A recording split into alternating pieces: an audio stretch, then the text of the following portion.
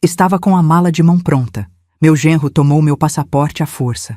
A senhora não vai mais para Cancún. Alguém precisa limpar a casa e olhar os cães.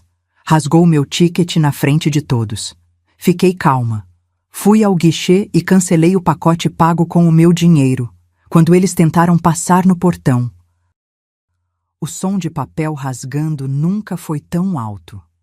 Parecia um trovão dentro daquele saguão lotado do aeroporto de Guarulhos. Eu senti o ar-condicionado gelado nas minhas costas, mas o frio real vinha de dentro, daquele lugar onde a gente guarda o amor de mãe e a esperança de dias melhores. Breno, meu genro, não estava gritando. A crueldade dele era pior. Era calma, cheia de um sorriso de canto de boca, como quem disciplina uma criança teimosa ou dispensa uma funcionária incompetente. Ele segurava os 2 pedaços do meu cartão de embarque, aquele pedaço de papel brilhante que representava meus gastos e meses de economia, como se fosse lixo. A senhora não entendeu, dona Solange? A voz dele era mansa, venenosa. Alguém tem que ficar. O Thor e os Zeus não podem ficar sozinhos por 10 dias. O hotelzinho é caro. E a senhora... Bem, a senhora já mora lá de favor mesmo. É o mínimo. Eu olhei para o lado. Minha filha, Larissa, minha menina. A mesma que eu carreguei no colo. A mesma para quem eu dei o dinheiro da entrada do primeiro carro. A mesma que jurou que essa viagem seria para unir a família. Ela estava olhando para o celular. Dedos rápidos digitando alguma coisa, evitando meus olhos a todo custo. A cumplicidade do silêncio dela doeu mais do que a audácia dele. As pessoas na fila do check-in olhavam. Senti o rosto queimar. Não era raiva, era vergonha alheia, vergonha por eles. Vergonha por mim, por ter criado uma filha que permitia que o marido tratasse a mãe como um estorvo descartável no meio do Terminal 3. Eu apertei a alça da minha mala de mão. Meus dedos ficaram brancos. O dinheiro foi meu, Breno. O pacote está no meu nome. Minha voz saiu firme, surpreendentemente baixa. Eu não ia dar espetáculo. Eu tenho 56 anos, uma vida de trabalho duro nas costas e uma dignidade que ele jamais conseguiria arranhar, por mais que tentasse. Ele riu. Uma risada curta, seca. O dinheiro era seu, sogrinha. Agora é da família. E a família decidiu que você cuida da casa. Vamos, Lari. O embarque já vai começar. Ele virou as costas. Simples assim. Enfiou meu passaporte no bolso da jaqueta dele. Um sequestro de identidade ali, na luz do dia. E puxou Larissa pelo braço. Ela foi. Sem um desculpe, sem um abraço, sem olhar para trás. Eles caminharam em direção ao portão de embarque internacional, rindo, comentando sobre o duty free, como se eu fosse um poste, uma lixeira, algo inanimado que ficaria ali plantado até criar raízes. Foi naquele segundo, vendo as costas deles se afastarem, que algo dentro de mim quebrou. Mas não foi meu coração. O que quebrou foi a minha cegueira. Eu respirei fundo, sentindo o cheiro de café e perfume importado que pairava no ar. O choro subiu na garganta, ácido, quente, mas eu engoli. Engoli a seco. Não derramei uma lágrima sequer. Mulheres como eu, que já levantaram impérios do nada e viram tudo desmoronar para reerguer de novo, não choram em aeroportos. Nós agimos. Se você já sentiu na pele a ingratidão de quem você mais ajudou, inscreva-se agora no canal. Essa história é para te lembrar que a justiça tarda, mas quando nós a fazemos com as próprias mãos, ela não falha. Deixe seu like se você quer ver o troco que eles merecem. Eu não fui para a saída. Eu não chamei um Uber para voltar para casa e limpar a sujeira dos cachorros gigantes do meu genro. Com a calma de quem assina um contrato vitalício, caminhei até o balcão da companhia aérea. A atendente, uma moça jovem com um lenço colorido no pescoço, me olhou com pena. Ela tinha visto tudo. Senhora, eu sinto muito. Quer um copo d'água? Não, minha querida. Obrigada. Eu disse, tirando meus óculos e limpando a lente com a barra da blusa, devagar. Eu quero falar com o supervisor. Agora. Houve algum problema com a bagagem? Eu sorri. Um sorriso triste, mas perigoso. Não. O problema é com a carga. Eu sou a titular do pacote. A compra foi feita no meu cartão com a minha senha, e eu tenho aqui a apólice do seguro viagem que exige a minha presença para validar os acompanhantes. A moça digitou algo no computador. Sim, senhora Solange. O pacote Luxo Cancún All Inclusive. 3 passageiros. Exato. Eu quero cancelar. Tudo. Cancelar a sua parte, a senhora diz? Não. Eu me inclinei sobre o balcão, olhando fundo nos olhos dela. Eu quero cancelar a reserva inteira. O aéreo, o hotel, o translado. Quero o estorno no meu cartão agora. E quero que você emita um alerta no sistema do portão de embarque. A atendente hesitou. Mas eles já fizeram o check-in. Devem estar na fila do raio-x. Se eu cancelar agora, o sistema vai barrar o ticket na hora de entrar na aeronave. Vai dar confusão. Olhei para o relógio. Faltavam 40 minutos para o voo. Tempo suficiente para eles passarem pela segurança, comprarem perfumes caros com o cartão adicional que eu, tola, tinha dado a Larissa, e chegarem ao portão achando que eram os reis do mundo. Moça, eu disse, com a voz suave de uma professora ensinando uma lição valiosa. Confusão foi o que eles fizeram com a minha vida. O que vai acontecer no portão de embarque não é confusão, é justiça. Cancele. Ela digitou. O som das teclas parecia música. Cancelado, senhora Solange. O valor integral voltará para sua fatura em até 5 dias úteis. As passagens deles constam agora como inválidas, fraude no pagamento. Obrigada. Peguei minha mala de mão. Não fiquei para ver. Eu não precisava ver. Eu sabia exatamente o que ia acontecer. O bip vermelho, a barreira fechada, a vergonha pública que eles passariam, não eu. Virei as costas para os portões de embarque e caminhei para a saída automática.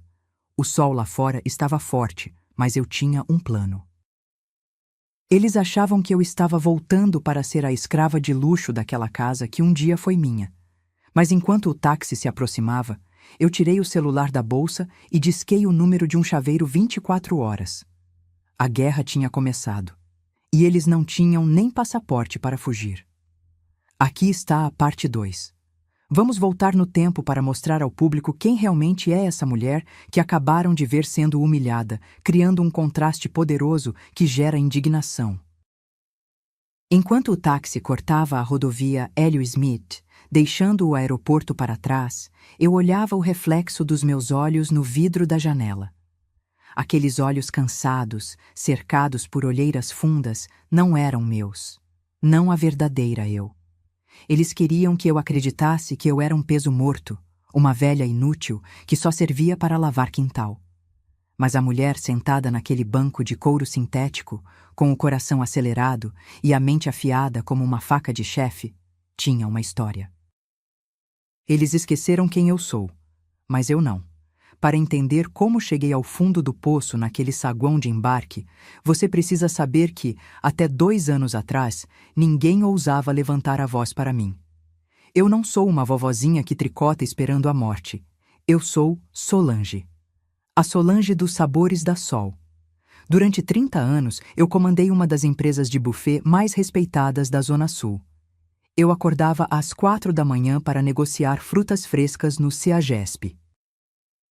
Eu gerenciava equipes de 30, 40 garçons, cozinheiros temperamentais e noivas histéricas. Eu carreguei caixas de bebidas nas costas, queimei os braços em fornos industriais e transformei o suor do meu rosto no teto que cobre a cabeça da minha filha hoje. Eu era a general da minha própria vida. Lembro como se fosse hoje, o dia em que decidi parar. Foi numa terça-feira chuvosa. Assinei a papelada da venda da empresa no cartório.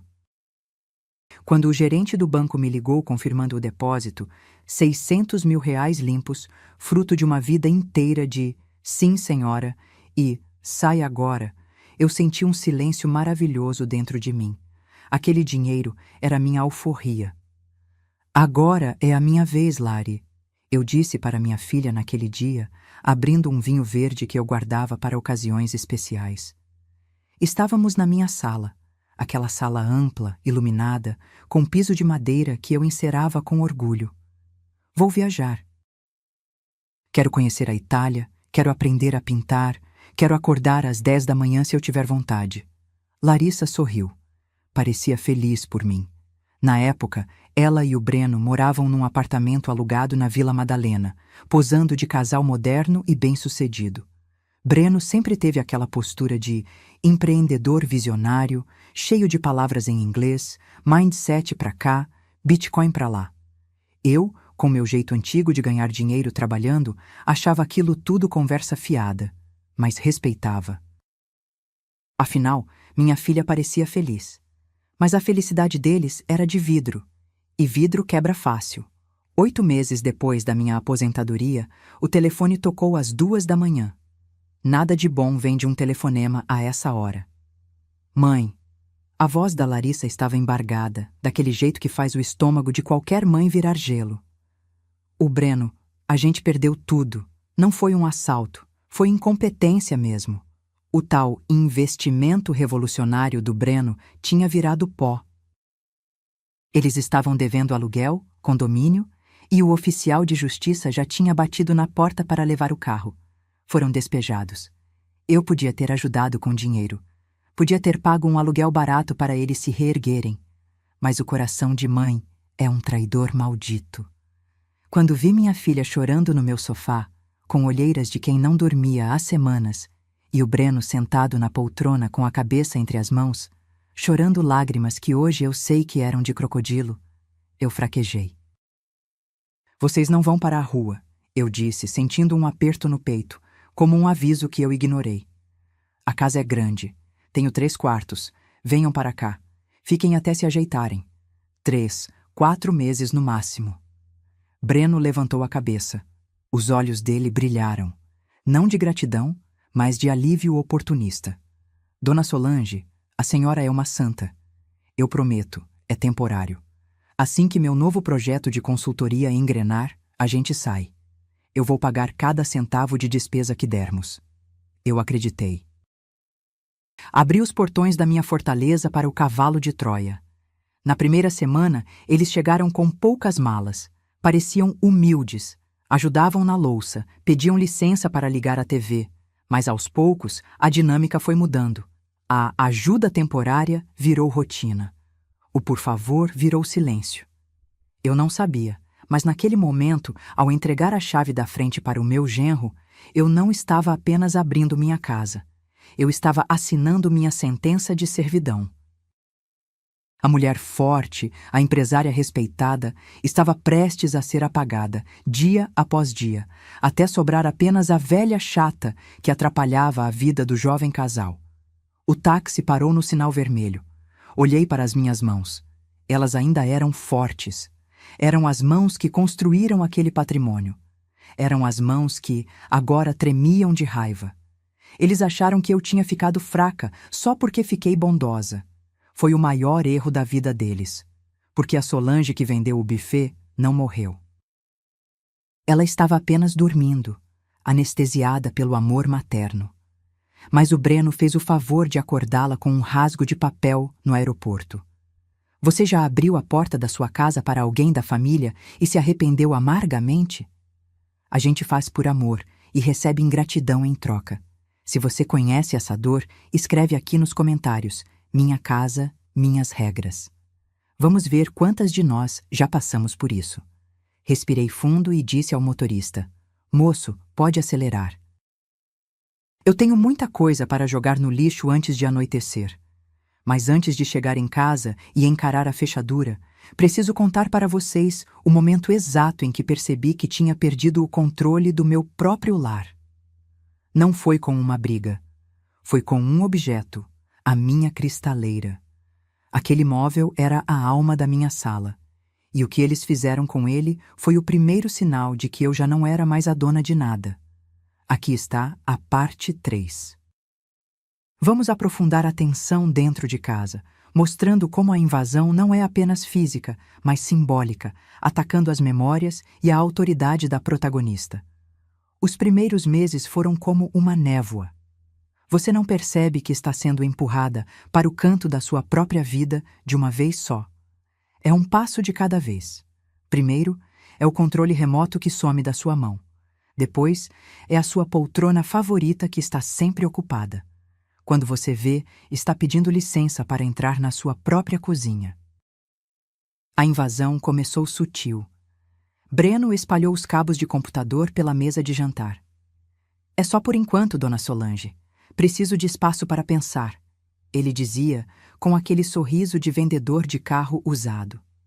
Depois, foram as roupas de ginástica da Larissa jogadas no sofá da sala, as caixas de pizza empilhadas na pia que eu tinha acabado de limpar, o som alto da televisão até de madrugada, me impedindo de ler meus livros. Mas o golpe que me fez perceber que eu tinha virado uma estranha na minha casa aconteceu numa tarde de domingo. Eu tinha uma cristaleira na sala de jantar. Não era um móvel qualquer. Era uma peça de madeira maciça, com portas de vidro curvo e detalhes em laca âmbar, fabricada em 1950. Tinha pertencido à minha mãe. Quando eu era criança, ficava na ponta dos pés olhando as xícaras de porcelana lá dentro, como se fossem joias da coroa. Quando minha mãe faleceu, aquela cristaleira foi a única coisa que eu fiz questão de trazer.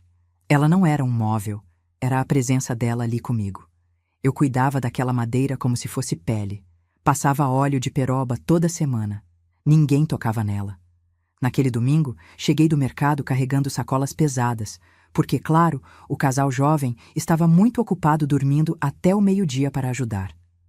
Quando entrei na sala, o ar fugiu dos meus pulmões. Breno estava encostado na cristaleira. Não apenas encostado. Ele tinha transformado o tampo dela, aquele tampo de madeira nobre e sensível, num balcão de bar improvisado. Havia uma garrafa de cerveja suando, sem porta-copos, deixando uma poça de água gelada formar um anel branco na madeira. Chaves de carro jogadas riscando o verniz. E o pior, ele estava batendo com uma moeda no vidro, no ritmo de uma música irritante, prestes a trincar a relíquia da minha mãe. Breno! Minha voz saiu um grito estrangulado. Larguei as sacolas no chão. Tira isso daí agora! Ele me olhou com tédio, como se eu fosse uma mosca zumbindo. Calma, sogrinha. Que estresse é esse? É só uma cerveja. É a cristaleira da minha mãe. Corri até lá, empurrando o braço dele. Peguei a garrafa. A marca branca da água já estava lá, cravada na madeira, como uma cicatriz. Passei o pano da minha blusa, tentando secar, sentindo as lágrimas de raiva subirem. Eu já pedi 1000 vezes para não colocar nada aqui. Isso é madeira antiga, mancha. Larissa apareceu no corredor, coçando os olhos, com cara de sono. Ai, mãe, qual é o problema agora? Vocês não param de gritar. O problema, Larissa, é que o seu marido não tem respeito por nada. Olha o que ele fez no móvel da vovó. E foi aí que a máscara caiu. Pela primeira vez, a doçura falsa do Breno desapareceu. Ele desencostou do móvel, cresceu para cima de mim. Ele tem quase 1,90 m e soltou a frase que ecoou na minha cabeça por meses. Sinceramente, Solange, isso é velharia. Vocês têm um apego a lixo que eu não entendo. Essa casa tá cheia de tralha velha. A gente precisa modernizar isso aqui se quiser valorizar o imóvel. Valorizar o imóvel. Ele falava da minha casa como se fosse um ativo dele. Como se ele já estivesse planejando a venda. Ninguém vai modernizar nada, eu disse trêmula, mas firme. Essa casa é minha. Essa velharia é minha. E se você não sabe respeitar, a porta da rua é serventia da casa. Breno riu. Olhou para a Larissa e disse: Tá vendo, amor? É impossível conversar. A gente tenta trazer uma energia nova, tenta ajudar, e é assim que sou tratado, como um intruso. E minha filha, minha Larissa? Em vez de defender a memória da avó, em vez de defender a mãe que pagava a conta de luz daquele banho quente que ela tomava todo dia, ela suspirou. Mãe, para de drama. É só um móvel. O Breno tá estressado com o trabalho. Custava falar com jeito? Eu fiquei paralisada. O drama era eu defender o que era meu. O estressado era o homem que vivia de graça sob o meu teto. Naquele dia, eu entendi. Eles não eram hóspedes, eram cupins. E estavam roendo não só a minha mobília, mas a minha autoridade. Eu me calei, peguei as sacolas do chão e fui para a cozinha. Mas enquanto guardava o arroz e o feijão que eu tinha comprado, tomei uma decisão silenciosa. Aquela cristaleira não ficaria ali para ser destruída. Dói, não dói? Ver os filhos ficarem contra a gente para defender quem não merece. Se você já sentiu que sua voz não vale nada dentro da sua própria casa, deixa um coração partido nos comentários. Eu preciso saber que não estou sozinha nessa, mas o desrespeito com a cristaleira foi só a ponta do iceberg, porque onde entra a falta de respeito, o abuso financeiro entra logo atrás, de mãos dadas. E foi exatamente isso que começou a acontecer. O dinheiro começou a sumir, e a desculpa era sempre a mesma. É para o nosso futuro, mãe. Aqui está a parte 4. Nesta etapa, aumentamos a indignação do público, mostrando como a exploração financeira foi vestida de oportunidade, tocando no medo universal de perder as economias da vida toda. Dizem que dinheiro não aceita desaforo, mas eu descobri da pior maneira possível que dinheiro de mãe aceita qualquer coisa quando a filha pede com jeitinho. Depois do episódio da cristaleira, o clima na casa ficou pesado, mas eles tinham uma estratégia infalível para me dobrar: a vitimização. Breno mudou o discurso. De arrogante, passou a visionário injustiçado. Ele convenceu Larissa de que o dinheiro da venda da minha empresa, meu suor de 30 anos, não era minha aposentadoria. Na cabeça deles, aquilo era capital de giro da família. Era um recurso ocioso que eles tinham o direito de usar para alavancar o futuro. Começou no supermercado. Parece bobagem, mas preste atenção aos sinais pequenos. Antes, eles compravam o básico. De repente, o carrinho de compras começou a mudar. Eu ia pegar meu café tradicional e o Breno colocava cápsulas importadas que custavam 3 vezes mais. Eu pegava alcatra, ele trocava por picanha nobre. A gente merece, né, sogrinha? A vida é curta, ele dizia, jogando queijos caros, vinhos chilenos e chocolates importados dentro do carrinho. Na hora de passar no caixa, a cena se repetia como um teatro ensaiado. O caixa registrava tudo. A conta batia R$ 1.800, R$ 2.000. Valores que eu nunca gastei sozinha em um mês inteiro. Quando a atendente perguntava, débito ou crédito? Breno apalpava os bolsos, fazia uma cara de espanto e olhava para a Larissa. Putz, amor, deixei a carteira no console do carro. Você tá com o seu? Larissa, claro, olhava para mim com aquela cara de cachorrinho que caiu da mudança. Mãe, você passa? Depois a gente faz o Pix. Eu passava. O cartão tremia na minha mão. E o Pix? O Pix nunca vinha. Se eu cobrava, a resposta era sempre: nossa, mãe, que mesquinharia cobrar comida da sua filha. O Breno tá para receber um contrato grande. Quando cair, a gente acerta tudo. Mas o buraco era mais embaixo. Breno decidiu que precisava de um escritório para gerenciar seus novos negócios. Ele invadiu o quarto de hóspedes, que eu usava como meu ateliê de costura e leitura, e montou uma verdadeira central de operações. Comprou computadores potentes, telas gigantes, equipamentos que piscavam luzes o dia todo. Disse que estava minerando criptomoedas, ou operando na bolsa, ou qualquer nome chique que justificasse ele ficar trancado lá o dia inteiro, gritando com a tela. O resultado chegou pelos correios 30 dias depois. Eu abri o envelope da conta de luz e tive que sentar. Minha pressão, que sempre foi 12 por 8, deve ter ido a 18. R$ 2.400? Eu gritei, lendo o valor. Isso está errado! Deve ter um gato na rede. Fui bater na porta do escritório. Breno abriu, irritado, com um fone de ouvido gigante no pescoço. O calor que saía daquele quarto parecia uma sauna. O ar-condicionado estava ligado no máximo, 24 horas por dia, para resfriar as máquinas dele. Breno, olha isso aqui! A conta de luz veio o preço de um salário de enfermeira. Ele nem olhou o papel. É o custo operacional, Solange. Para ganhar dinheiro, tem que gastar dinheiro. Essas máquinas aqui estão gerando o futuro da nossa família. O que são R$ 2.000 perto do que vou faturar mês que vem? Então pague. Eu joguei a conta no peito dele. Se gera tanto dinheiro, pague a luz que você gasta.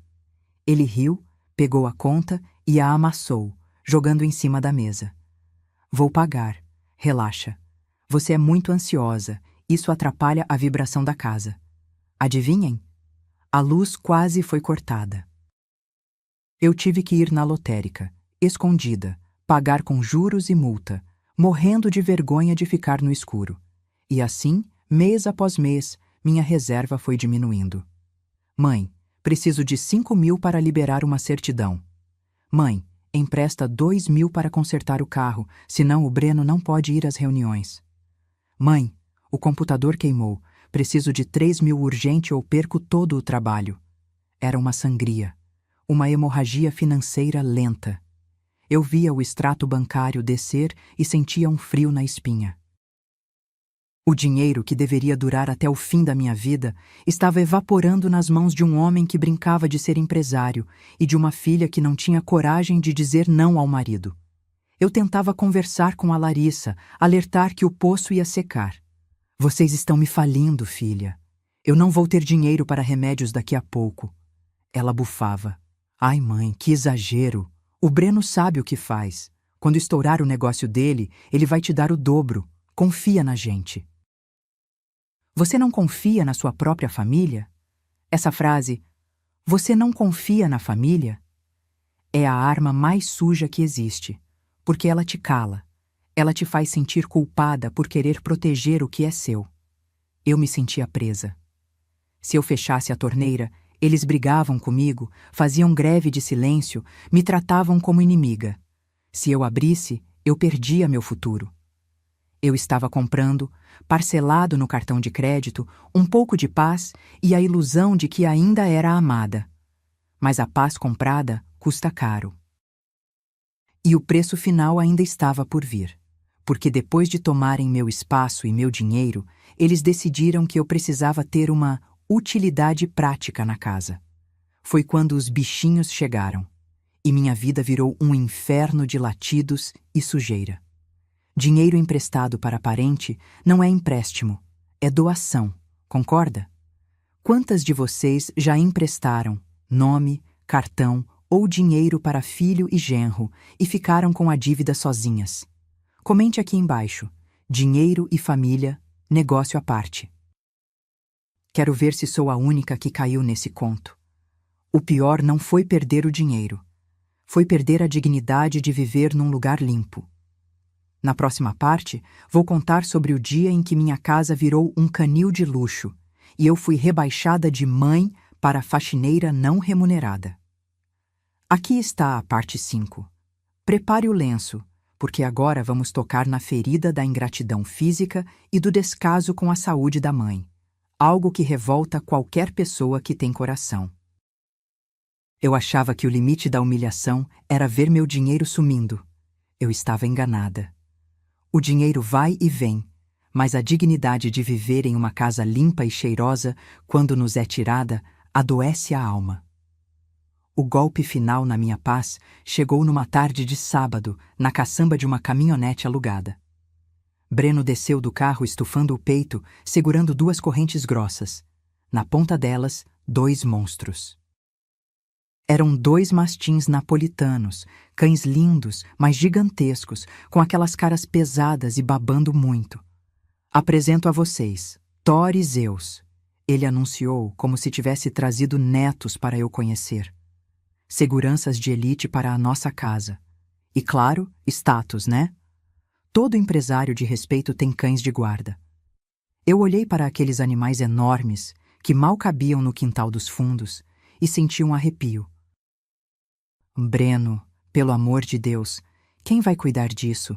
Essa raça come quilos de ração por dia. Eles precisam de espaço. Ele riu amarrando as guias na grade da varanda. A minha varanda, onde eu cultivava minhas orquídeas. Relaxa, sogrinha. Eles são meus. Eu cuido, eu treino, eu alimento. A senhora nem vai notar que eles estão aqui. Mentira. Foi a maior mentira que ele já contou. A fase de lua de mel do Breno com os cachorros durou 3 dias. Ele tirou fotos para o Instagram, fez vídeos mostrando como era alfa e depois o tédio bateu. Ele voltou para o ar-condicionado do escritório e os cães sobraram para mim. Minha rotina virou um inferno. Às 6 da manhã, eu acordava não com o despertador, mas com o cheiro insuportável que invadia a cozinha.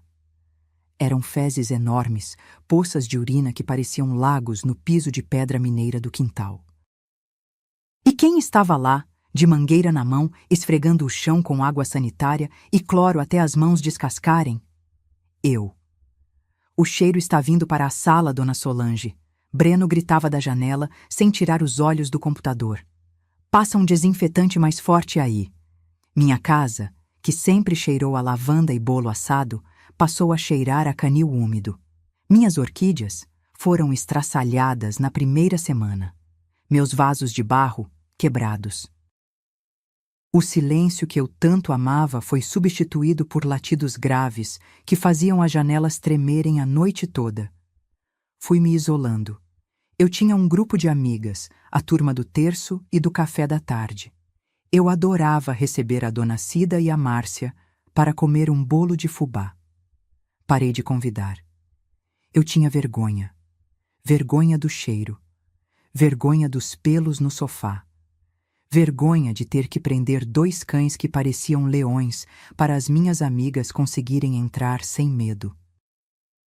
Mãe, melhor não chamar ninguém, Larissa dizia. Os cães estranham gente velha, ficam agitados. Vamos evitar problemas. Gente velha. Ela chamava minhas amigas, e a mim, de gente velha, que incomodava os filhos de 4 patas do marido dela.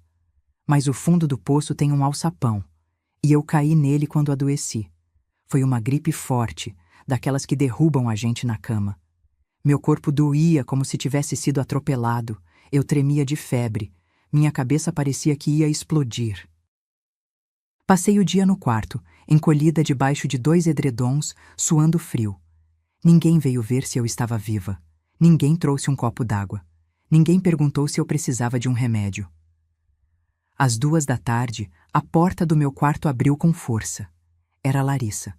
Ela não trazia uma sopa ou um termômetro. Ela trazia uma reclamação. Mãe, você está dormindo até agora? Eu abri os olhos com dificuldade, a voz rouca. Filha, eu tô muito mal. Acho que estou com febre alta. Ela bufou, colocando a mão na cintura. Ai, mãe, toma uma dipirona. O problema é que o Breno tá com fome. Ele tem uma reunião importante online às 3 e não tem nada pronto. Os cachorros também estão latindo de fome lá fora. O pote tá vazio. Eu olhei para ela, incrédula. Minha filha, a menina que eu cuidei em cada febre, em cada dor de dente, velando o sono noites inteiras. Ela estava me cobrando o almoço do marido marmanjo enquanto eu queimava em febre. Larissa... Eu não consigo levantar, sussurrei. Faz um esforço, mãe. Pelo menos faz um arroz com ovo rapidinho. O Breno fica insuportável com fome. E o que eu fiz? Mulheres da minha geração foram ensinadas a servir. Fomos ensinadas que o sacrifício é amor. Eu levantei. Tonta, segurando nas paredes para não cair, fui para a cozinha. Enquanto eu fritava ovos com as mãos trêmulas, sentindo o cheiro de óleo me dar náuseas, eu ouvia as risadas vindo da sala. Breno e Larissa estavam vendo um vídeo engraçado no celular. Eles riam, e eu chorava silenciosamente em cima da frigideira. Depois de servir o príncipe e colocar a ração para os monstros no quintal, eu desabei na cadeira da cozinha. Foi ali, com o corpo doente e a alma ferida, que eu percebi. Eu não era mais a mãe. Eu não era nem a sogra. Eu era a empregada doméstica não remunerada. Eu era a escrava que pagava as contas do senhor de engenho. Eles não me amavam. Eles amavam o conforto que eu proporcionava. Você já se sentiu invisível dentro da sua própria casa? Já sentiu que só te procuram quando precisam de algo, mas quando você adoece, viram um estorvo? Se você sabe o que é chorar escondido enquanto serve quem não te valoriza, deixa um "eu sei" nos comentários. Vamos mostrar que não somos invisíveis. Talvez eles tenham percebido que esticaram a corda demais. Talvez tenham visto o ódio nos meus olhos naquele dia. Porque logo depois veio a proposta. O pedido de desculpas em forma de viagem. A armadilha de Cancún. Aqui está a parte 6. Vamos construir o momento da falsa esperança, mostrando como a carência afetiva pode nos deixar cegos para o golpe que está sendo armado bem na nossa frente. Dizem que o abusador sempre traz flores depois da tempestade. No meu caso, eles trouxeram uma pizza de 4 queijos e um folheto de agência de viagens. Uma semana depois daquela gripe horrível, onde fui tratada pior que os cachorros, o clima na casa mudou da água para o vinho. Literalmente. Breno apareceu na sala com uma garrafa de vinho bom e um sorriso que eu não via há meses. Larissa arrumou a mesa. Coisa rara. E me chamou com voz doce. Mamãe, vem jantar com a gente. Desliga essa TV, vamos conversar. Eu fui. Coração de mãe é uma coisa boba, né? A gente apanha, mas basta um carinho, um olhar mais manso, que a gente já quer acreditar que tudo mudou. Sentei na mesa desconfiada, mas esperançosa. Breno serviu minha taça e fez um brinde. Dona Solange, eu queria pedir desculpas. Ele olhou nos meus olhos, com aquela cara de menino arrependido que ele fazia tão bem. A gente tem estado muito estressado com os negócios. A Larissa anda nervosa e acabamos descontando na senhora. A senhora não merece isso. A senhora é a base dessa família. Eu senti um nó na garganta. Era tudo o que eu queria ouvir. Eu só quero respeito, Breno. Só isso. E vai ter. Ele bateu na mesa, entusiasmado. E para provar que a gente quer virar essa página, nós tivemos uma ideia. Uma segunda lua de mel, só que em família, para reconectar. Larissa abriu o tablet e colocou na minha frente. As imagens eram de tirar o fôlego. Mar azul turquesa, areia branca, coqueiros, piscinas infinitas. Cancún, mãe! Larissa gritou, batendo palminhas. Um resort 5 estrelas, all inclusive. Comida e bebida liberada 24 horas, spa, massagem. A gente merece, mãe. Você merece descansar depois de tudo que trabalhou. Imagina nós 3 lá, esquecendo os problemas? Eu olhei para aquelas fotos. Por um segundo, eu me vi lá, longe da sujeira dos cachorros, longe das cobranças, sendo tratada como rainha de novo. O sonho era lindo. É maravilhoso, filhos, mas isso deve custar uma fortuna. Breno coçou a garganta. O sorriso diminuiu um pouquinho, só para dar lugar à seriedade dos negócios. Então, sogrinha, a gente cotou. É alta temporada, pacote de luxo. Ficou em R$42 mil para os 3. R$42 mil. Eu engoli em seco. Era uma fatia enorme do que me restava. É muito dinheiro, Breno. Eu não posso gastar isso agora. Não é gasto, dona Solange. É investimento. Ele se inclinou, segurando minha mão. Investimento na nossa saúde mental, na nossa união. A senhora vai levar esse dinheiro para o caixão? Para que guardar tanto se a gente não vive momentos felizes? O dinheiro volta, o tempo não. Larissa entrou no coro. Mãe, por favor, faz tanto tempo que a gente não viaja juntos, desde que o papai morreu. Vai ser nossa chance de ser feliz de novo. Aquilo foi o golpe baixo. Falar do meu falecido marido, falar de felicidade. Eu olhei para a minha filha. Os olhos dela brilhavam. Eu queria tanto ver aquele brilho de novo. Eu queria tanto acreditar que aquela viagem ia consertar nossa convivência, que ia trazer minha filha de volta para mim. Eu cedi. Não pela viagem, mas pela esperança. Tudo bem, eu pago. Mas é um recomeço, ouviram? um recomeço de verdade. No dia seguinte, fui à agência. Passei o cartão. 42 mil reais. A gerente me parabenizou, disse que seria a viagem dos sonhos. Saí de lá com os vouchers impressos numa pastinha azul bonita, sentindo um peso na consciência pelo valor, mas uma leveza no coração pela promessa de paz. As semanas seguintes foram de euforia. Larissa e eu fomos ao shopping comprar biquínis, saídas de praia, chapéus. Ela ria comigo, me abraçava, pedia opinião. Breno parou de reclamar da comida. Parecia que a magia do dinheiro tinha exorcizado os demônios da casa. Arrumei minha mala com um cuidado sagrado. Comprei cremes novos, separei meus melhores vestidos. Eu me olhava no espelho e pensava: vai valer a pena. Em Cancún, vamos conversar, vou impor limites com carinho e vamos voltar uma família de verdade. Eu estava tão cega de felicidade que não percebi os cochichos. Não percebi que quando eu entrava na sala, eles trocavam de tela no computador rapidinho. Não percebi que o Breno sorria demais, mas o sorriso não chegava nos olhos. Eu paguei pelo meu próprio calvário. E o pior, eu estava sorrindo enquanto caminhava para ele. A mala estava pronta na porta do quarto, passaporte na bolsa, coração acelerado. Mal sabia eu que aquela viagem aconteceria sim, mas não para mim, e que o preço que eu pagaria seria muito mais alto do que 42 mil reais. Quantas vezes a gente compra a paz? Quantas vezes a gente abre a carteira achando que vai comprar o amor de um filho ou a gratidão de um parente? Se você já caiu na armadilha de pagar para ser amada, deixa um nos comentários. Não tenha vergonha. A gente faz isso porque tem coração. Eu achava que estava indo para o paraíso. Mas a verdade estava escondida numa notificação esquecida em cima da mesa da sala, brilhando na tela de um tablet que, por descuido de Deus ou sorte do destino, foi deixado desbloqueado. Aqui está a parte 7. É aqui que a tristeza vira estratégia. É o momento mais doloroso, mas também o mais libertador, porque a verdade, por mais feia que seja, liberta. Faltavam apenas 2 dias para o embarque. A casa estava numa calmaria estranha, aquela paz elétrica que antecede grandes eventos. Malas abertas na sala, cheiro de protetor solar que a Larissa estava testando, roupas espalhadas. Eu me sentia flutuando. Pela primeira vez em meses, eu não era a chata ou a empregada. Eu era a mãe que estava proporcionando um sonho. Era quase meia-noite.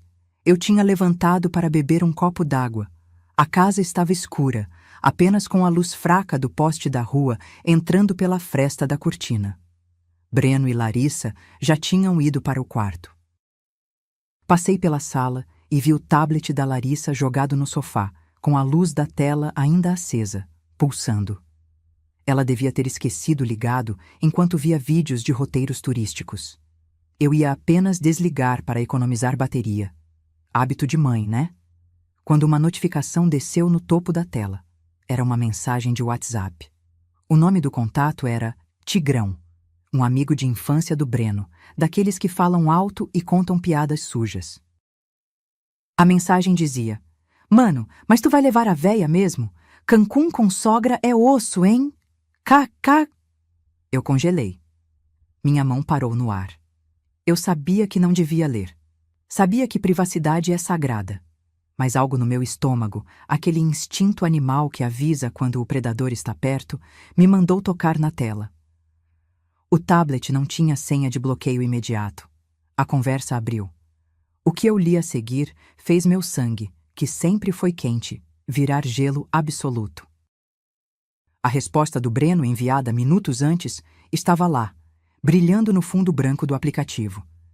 Relaxa, Tigrão. A véia só serve para passar o cartão. O pacote tá pago, já garantiu o nosso luxo. Mas ela não pisa no avião. No aeroporto eu invento uma treta. Digo que deu overbooking ou que ela precisa ficar para cuidar dos cachorros. A passagem dela eu já vou cancelar amanhã e pegar o crédito pra gente gastar em bebida. Ela vai ficar em casa de babá, do Thor e do Zeus. Acha que eu sou otário de levar a mala para atrapalhar minha foda? E a resposta da minha filha, da minha Larissa, logo abaixo. Amor, não fala assim, tadinha. Mas é verdade, ia ser chato ela lá controlando a gente. Melhor ela ficar. Só não conta pra ela antes, senão ela cancela o pagamento. Deixa pra hora H. Eu li aquilo 1, 2, 3 vezes. Senti uma náusea violenta.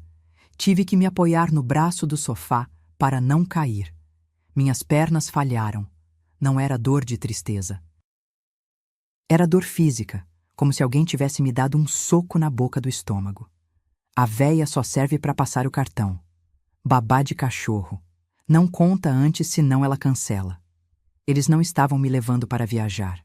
Eles estavam me levando para o matadouro emocional.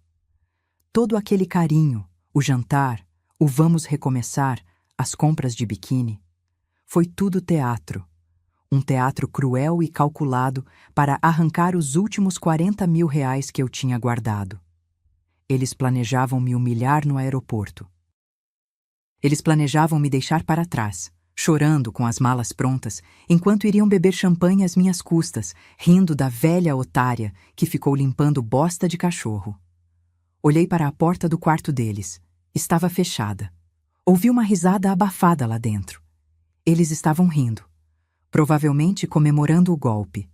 Naquele momento, eu tive vontade de ir lá, chutar a porta, gritar, quebrar o tablet na cabeça do Breno. Tive vontade de acordar a vizinhança inteira. Mas aí...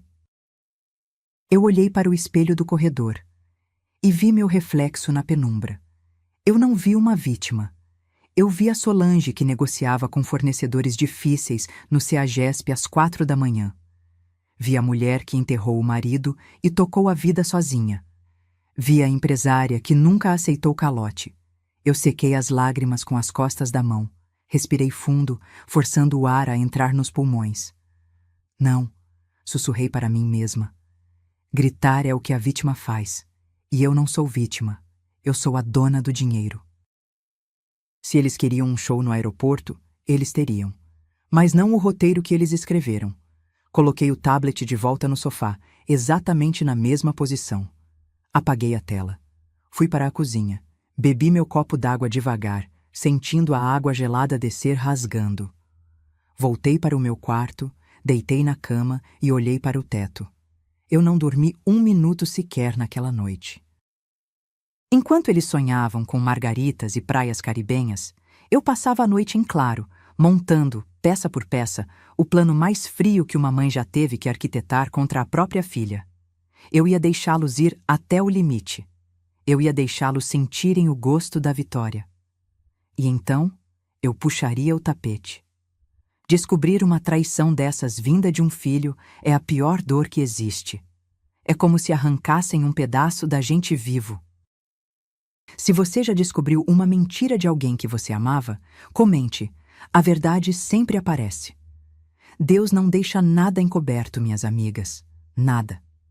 Ao amanhecer, eu levantei.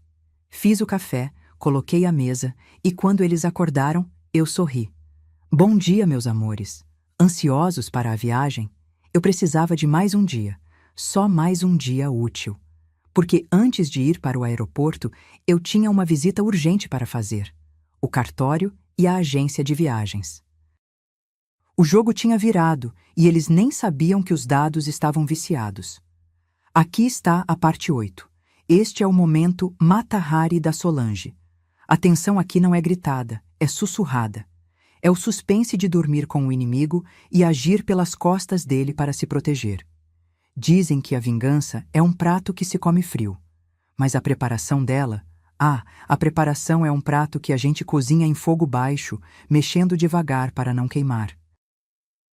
Acordar na manhã seguinte à descoberta daquelas mensagens foi o maior teste de atuação da minha vida. Eu tive que olhar para a cara lavada da Larissa e para o sorriso cínico do Breno e dizer bom dia, sem vomitar. Eu servi o café, perguntei se a mala deles estava fechando. Ouvi o Breno fazer piada sobre eu não esquecer meus remédios de pressão para não dar trabalho no avião. Pode deixar, Breno, eu respondi, cortando o pão com uma força desnecessária. Eu não vou dar trabalho nenhum.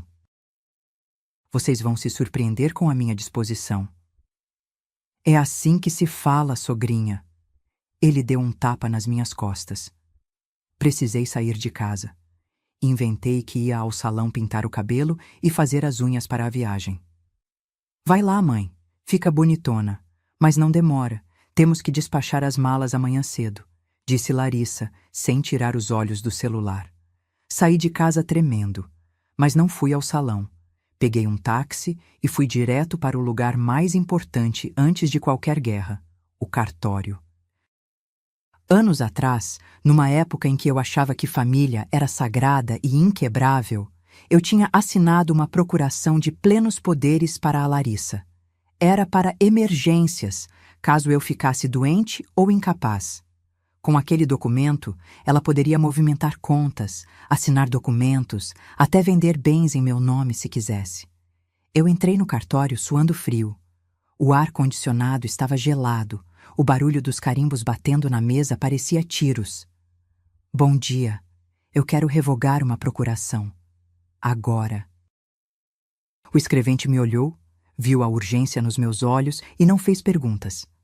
Quando ele imprimiu o documento de revogação e eu assinei, senti como se tirasse uma corda do pescoço. Está feito, dona Solange. A partir deste segundo, a assinatura dela não vale mais nada em nome da senhora. Paguei a taxa com gosto, mas ainda faltava a segunda parte do plano. A armadilha financeira. Fui até a agência de viagens que ficava dentro do shopping. A gerente Patrícia me recebeu com um sorriso enorme.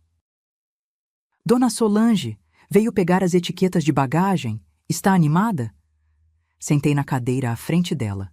Olhei para os lados para garantir que não havia ninguém conhecido. Patrícia, escute bem. Minha voz baixou um tom. Eu preciso que você faça uma alteração no meu cadastro. Agora. Ela franziu a testa. Alteração? Mas o voo é amanhã. Não é no voo? É na segurança do pagamento. Expliquei a ela, sem dar muitos detalhes sórdidos, que havia uma chance de eu não embarcar por motivos familiares graves e que eu precisava garantir que, se eu cancelasse, o dinheiro não ficasse como crédito para os outros passageiros usarem. Patrícia, se eu chegar no balcão da companhia aérea ou te ligar e disser a frase "o pacote rasgou", você cancela tudo imediatamente. O aéreo, o hotel, o translado. E o estorno tem que voltar para o meu cartão, o mesmo que passou a compra. Não quero carta de crédito, não quero remarcação. Quero o dinheiro de volta na fonte. Ela me olhou assustada. Dona Solange, aconteceu alguma coisa? O genro da senhora parecia tão empolgado. Eu sorri, um sorriso triste. O genro está empolgado com o dinheiro da sogra, minha querida. Mas a fonte secou. Você pode fazer isso por mim? Travar o sistema para que apenas eu, pessoalmente e com senha, possa autorizar qualquer coisa? Ela digitou furiosamente no teclado. Feito. Coloquei uma trava de segurança administrativa. Sem a sua senha pessoal e a sua presença física ou voz confirmada, ninguém mexe nessa reserva. E se cancelar, o estorno é automático para o cartão titular. Saí da agência me sentindo 10 quilos mais leve. Passei numa loja de departamentos, comprei uma mala nova, barata, só para manter o disfarce. Voltei para casa no fim da tarde. Breno estava na sala, testando a câmera GoPro que ele tinha comprado, provavelmente com meu dinheiro emprestado. Olha aí a viajante, ficou chique o cabelo, hein? Ele zombou. Eu nem tinha pintado, só prendido num coque. Ele nem notou. Ficou ótimo. Eu disse, estou pronta. Naquela noite, enquanto jantávamos a última refeição antes da viagem, eu olhei para os dois. Eles comiam felizes, falando sobre os passeios, sobre nadar com golfinhos. Eles não viam a mãe e sogra ali na mesa. Viam um caixa eletrônico ambulante que seria descartado na primeira lixeira do aeroporto. Eu mastiguei devagar. O medo tinha ido embora. No lugar dele, ficou uma calma gelada, uma certeza absoluta do que eu precisava fazer. Mãe, você separou o passaporte? Larissa perguntou. Está na mão, filha. Tudo está na mão. Fui dormir cedo. Deitei na cama, vestida com meu pijama velho, e olhei para a mala fechada no canto do quarto. Dentro dela não havia biquínis ou saídas de praia. Havia apenas roupas velhas para fazer volume. Eu sabia que não ia embarcar, mas eles não sabiam que também não iriam. Mulher prevenida vale por duas, não é? Quantas vezes a gente deixa documento, senha de banco e cartão na mão de parente por confiança e depois se ferra? Se você já aprendeu que segredo de cofre não se conta para ninguém, comenta aqui embaixo um cadeado. Vamos trancar nossa vida contra os aproveitadores. O dia seguinte amanheceu nublado. O táxi chegou. As malas foram colocadas no porta-malas. Breno estava eufórico. Larissa, ansiosa. Eu estava pronta para o espetáculo final. O palco estava montado. Terminal 3 do aeroporto de Guarulhos. Aqui está a parte 9.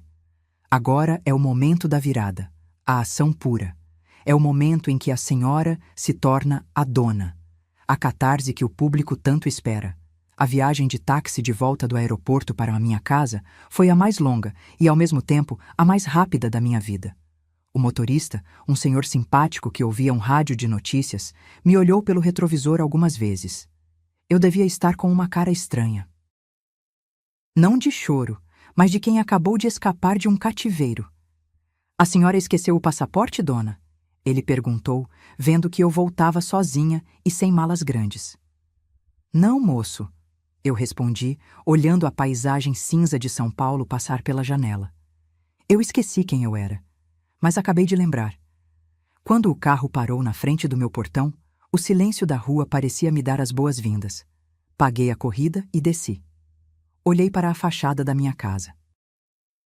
As janelas fechadas, as plantas mal cuidadas na varanda. Aquela casa parecia triste, mas ela estava prestes a voltar a respirar. A primeira coisa que fiz não foi entrar. Foi pegar o celular e ligar para o número que eu tinha salvo na agenda como emergência-chave. Seu Cláudio, é a dona Solange. O senhor pode vir aqui agora? É urgente. Preciso trocar o segredo de todas as portas. Todas. Do portão social à porta dos fundos. Pago o dobro pela urgência. Enquanto esperava o chaveiro, entrei. O cheiro de cachorro molhado e mofo me atingiu na sala. As malas deles não estavam lá. Claro, tinham levado para Cancún, mas o resto... o resto estava todo lá. A vida parasita que eles construíram em cima do meu sacrifício estava espalhada por cada cômodo. Eu não sentei para chorar. Eu fui para a cozinha, peguei um rolo de sacos de lixo preto, aqueles reforçados de 100 litros que a gente usa para entulho, e comecei a faxina. Comecei pelo banheiro. Os cremes caros da Larissa, comprados com meu cartão adicional, os perfumes do Breno, as toalhas molhadas jogadas no chão. Não tive piedade. Abri o saco preto e fui varrendo a bancada com o braço. Pof, pof, pof, tudo caindo lá dentro.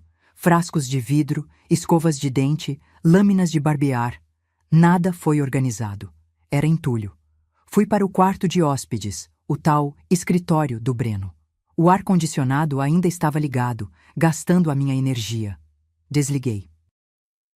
Olhei para aquela cadeira gamer ridícula, para os monitores, para os fios emaranhados. Despluguei tudo da tomada sem nenhum cuidado. Enrolei os cabos de qualquer jeito.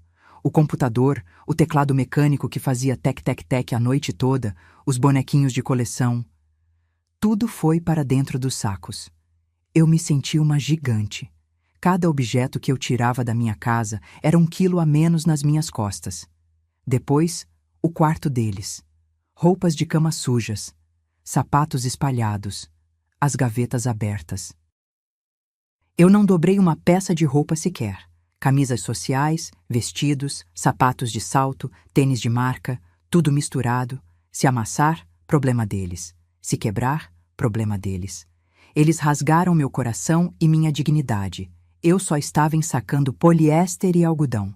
Quando seu Cláudio chegou, o barulho da furadeira destruindo a fechadura antiga soou como música clássica para os meus ouvidos. A senhora perdeu a chave, dona Solange? Ele perguntou, trocando o miolo da porta da frente. Perdi não, seu Cláudio. Eu joguei fora a chave velha. Agora, nessa casa, só entra quem eu convido. Com as fechaduras trocadas, faltava o problema final: os cães. Eu não sou uma pessoa cruel. Os bichos não têm culpa da irresponsabilidade dos donos. Liguei para um hotelzinho de animais que tinha serviço de taxi dog. Pode vir buscar agora. São 2 mastins. Vou pagar 3 dias de hospedagem. Depois disso, o dono vai entrar em contato para buscar. Se ele não buscar, autorizo a doação. Ver aqueles 2 cachorros enormes entrarem na van foi um alívio que eu não consigo descrever. O silêncio voltou. O cheiro ruim começou a sair quando abri todas as janelas. Às 4 da tarde, a calçada da minha casa parecia dia de coleta de lixo. Eram 8 sacos pretos enormes, pesados, amontoados ao lado do portão, do lado de fora. Coloquei uma etiqueta de fita crepe em cada um, escrito com pincel atômico vermelho: Breno e Larissa. A vizinha da frente, Dona Márcia, aquela fofoqueira que eu tinha parado de receber, estava na janela, olhando tudo com os olhos arregalados. Eu acenei para ela. Boa tarde, Márcia. Tudo bem? Estou fazendo uma limpeza de energias ruins. Voltei para dentro. Tranquei o portão com a chave nova. O metal frio na minha mão me deu segurança. Tomei um banho demorado, lavei o cabelo, tirei o cheiro de aeroporto, o cheiro de medo, o cheiro de submissão. Coloquei meu roupão mais macio, fiz um chá de camomila e sentei na minha poltrona favorita, que agora estava vazia e limpa. Olhei para o relógio. Eles deviam estar voltando. O voo já tinha partido, sem eles. A ficha devia ter caído no balcão da companhia aérea. A vergonha, a raiva, o desespero de não ter para onde ir. O interfone tocou. Era um toque longo, insistente. Depois, batidas no portão, gritos abafados. Solange! Mãe! Abre esse portão! Que loucura é essa? Eu sorri. Não corri para atender. Bebi um gole do meu chá. Deixei tocar mais um pouco. Eles precisavam aprender que o tempo da Solange serviçal tinha acabado. O tempo agora era meu. Levantei devagar, fui até o interfone, mas não apertei o botão de abrir. Apertei apenas o de falar. Tem coisa melhor do que a sensação de dever cumprido? De limpar a casa e a vida de gente tóxica? Se você teria coragem de colocar as malas na calçada, deixa um nos comentários. Quero ver quem aqui é brava de verdade. A justiça estava prestes a ser servida. E não seria doce, seria justa. Aqui está a parte 10. O grande finale. O momento em que a justiça não é apenas feita, ela é sentida na alma. Aqui fechamos todas as pontas e entregamos a recompensa emocional que o público esperou por 1h30. O interfone continuava tocando, estridente, invadindo a sala recém-silenciosa.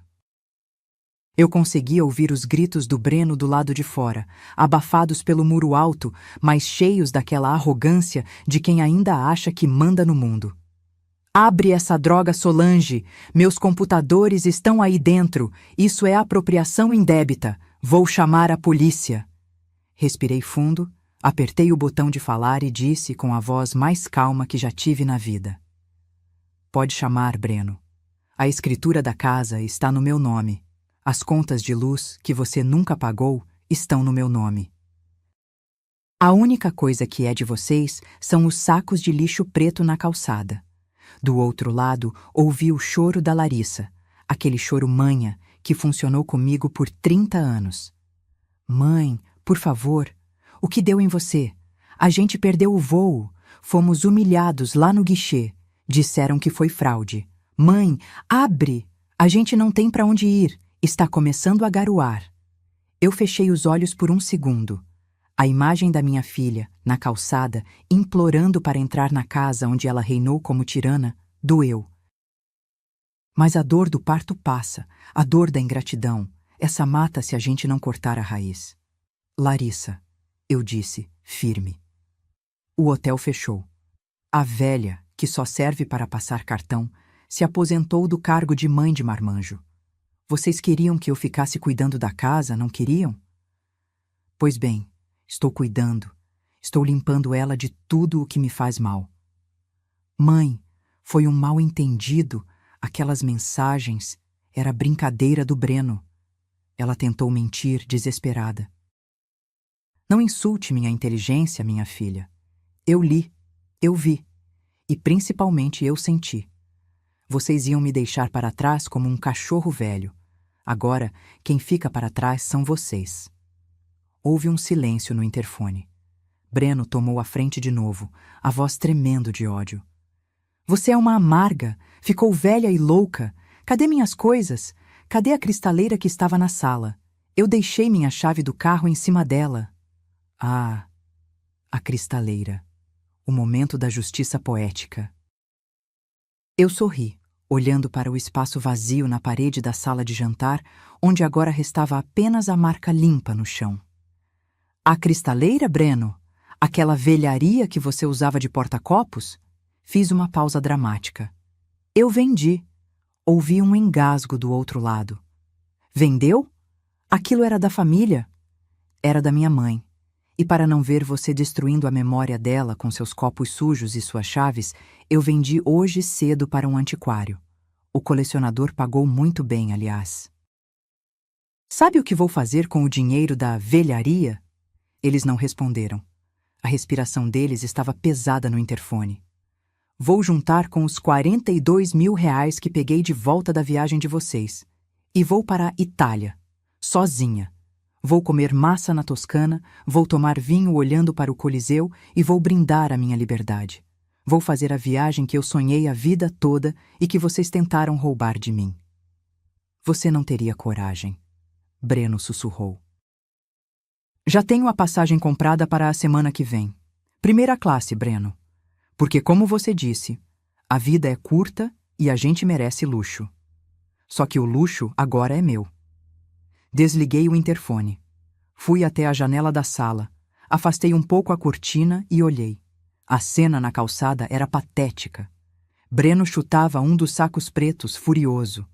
Larissa estava sentada no meio-fio, com a cabeça entre os joelhos, chorando. Começou a chuviscar. Vi quando um carro popular, velho e barulhento, encostou. Era o irmão do Breno. O tal cunhado que mora num puxadinho de 2 cômodos nos fundos da casa da sogra dele. Eles jogaram os sacos pretos de qualquer jeito no porta-malas. Breno entrou no banco de trás, espremido. Larissa entrou na frente. O carro saiu soltando fumaça, levando embora o peso que eu carregava nas costas há 2 anos. Eles não foram para a rua. Família nunca deixa na rua, por pior que seja. Mas foram para a realidade. Vão ter que trabalhar. Vão ter que pagar aluguel. Vão ter que aprender que respeito é a única moeda que garante teto. Eu me virei para a minha sala vazia. O silêncio era absoluto.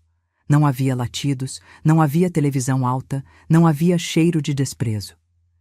Caminhei até a cozinha, peguei a garrafa de vinho que eles tinham comprado com o meu dinheiro para comemorar o golpe e me servi uma taça.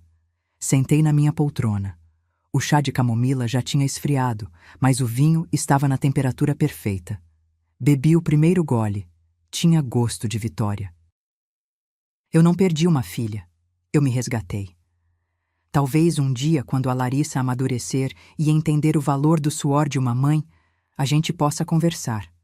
Mas vai ser na minha varanda, com hora marcada, e depois ela vai embora para a casa dela. Por que aqui?